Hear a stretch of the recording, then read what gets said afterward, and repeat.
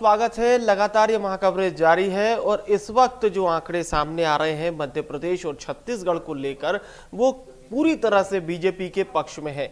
लेकिन देश का जनादेश जिस ओर जा रहा है उसमें इस वक्त एनडीए 294 के आंकड़े पर है।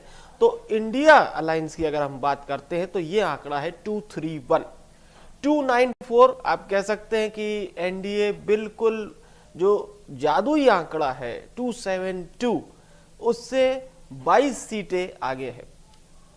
इंडिया अलायंस को संघर्ष अभी करना होगा और ये शाम 5 बजे के आंकड़े हैं। इसमें बड़ा परिवर्तन आता हुआ फिलहाल दिखाई नहीं दे रहा है, क्योंकि अब कई जगह पर अगर हम मतगणना की बात करते हैं तो मतगणना की काउंटिंग बिल्कुल कई जगह पर अंतिम दौर में है। लेकिन कहीं ना कहीं कांग्रेस का परफॉर्मेंस देश में अच्छा है, पर सवाल ये खड़ा होता है कि मध्य प्रदेश और छत्तीसगढ़ में कांग्रेस इतना कैसे पिछड़ गई। मध्य प्रदेश में कांग्रेस एक नया रिकॉर्ड बनाने जा रही है। मध्य प्रदेश में कांग्रेस सभी 29 सीटें जीतने जा रही है। कांग्रेस के दिग्गज इस बात को समझेंगे मंथन में। बहरहाल भारतीय जनता पार्टी ने मध्य प्रदेश में पूरी तरह से कब्जा बरकरार रखा है। कांग्रेस का किला कहा जाने वाला छिंदवाड़ा, जहां पर बीजेपी के विवेक बंटी साहू को मिली है जीत, और भारतीय जनता पार्टी की बात करें विदिशा रायसेन सीट की तो शिवराज सिंह चौहान 8 लाख से भी ज्यादा मतों से विजयी हुए।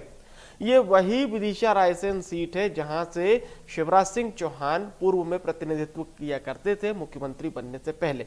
अब बात करते गुना शिवपुरी सीट की तो गुना शिवपुरी सीट पर ज्योतिरादित्य सिंधिया एक बार फिर से चुनाव जीत चुके हैं, और तमाम वो क्षेत्र जहां पर भारतीय जनता पार्टी का जो गढ़ कहा जाता है वहां पर बीजेपी या तो जीतती जा रही है या फिर लीड बनाए हुए है। मंडला से फग्गन सिंह कुलस्ते ने भी जीत दर्ज की है 1 लाख से ज्यादा मतों से।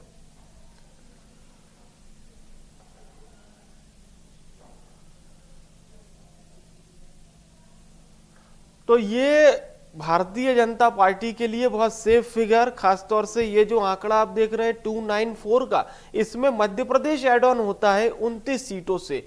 रोचक बात यह है कि जिस सूबे के लिए बीजेपी ने एड़ी चोटी का जोर लगा दिया, उत्तर प्रदेश, वो उसने बीजेपी को सदा जवाब दिया है कि नहीं, पूरा नहीं देंगे साहब, 50-50 पर रखेंगे।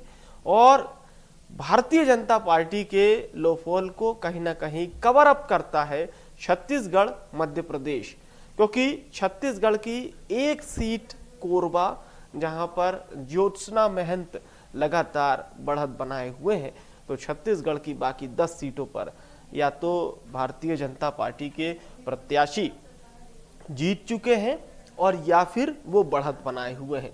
तो मध्य प्रदेश और छत्तीसगढ़ कहीं ना कहीं इस 294 के ये जो आंकड़े हैं इसमें 39 सीटों को कवर अप कर रहा है, जो कि बीजेपी के लिए किसी संजीवनी से कम नहीं है। और भाई कांग्रेस के लिए बहुत ही चिंता का विषय होगा, मंथन का विषय होगा कि कांग्रेस के इतने पिछड़ने का कारण आखिर क्या है कि इन राज्यों की सीटों पर कांग्रेस को केवल एक सीट पर इस वक्त बढ़त मिले हुए है, और वो सीट है कोरबा, जहां पर साल 2019 में भी कांग्रेस को जीत मिली थी।